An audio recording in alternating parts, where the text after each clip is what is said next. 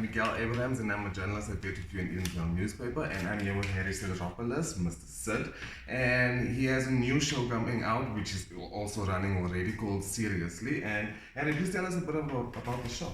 So it's a show that focuses, first of all, hello, how's it to everyone? It's a show that focuses on the lunacy of our lives right now and how social media exacerbates this craziness of a world where we are spending our days trying to come up with hashtags and trying to create a curated life online. And it's called Seriously because everything about it is, seriously? You do this seriously? You know, and it's like, I always tell people I'm not fat, I'm bloated by all the baloney. I mean, that's basically what it is. It's just like I've had enough. I mean, we are now sitting in, food can now no longer be food. Now, and social media exacerbates that, you know, so now a plate of food can no longer be a plate of food. I have sat at tables where the food goes cold by the time it's styled, prepped, and lit. I mean, I have seen croissants that have had more work done on them than show. I mean, that's the kind of world we're living in. And it's a show about that. It's about the craziness of where we're at. And tell us a bit of influences. What is your take on influence? I mean, influences. I mean, look, I'm a 45-year-old man, and age is fantastic because after a while you just don't care anymore. But like, I've got a 23-year-old who'll send me a message and will go, "Hi, I want to come to one of your foodie experiences because I also create these lovely food experiential pop-up experiences."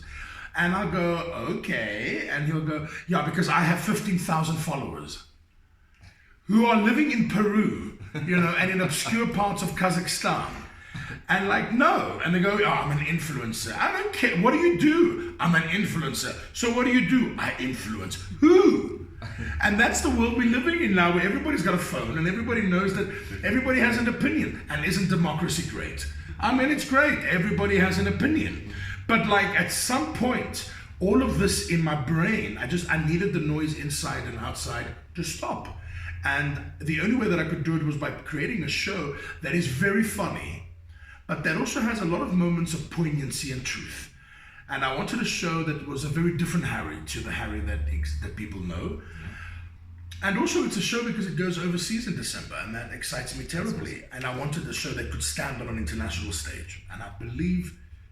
So now you can have questions from people in different countries. Now I don't mind having a follower from Kazakhstan. But like, up until now, he or she hasn't served me.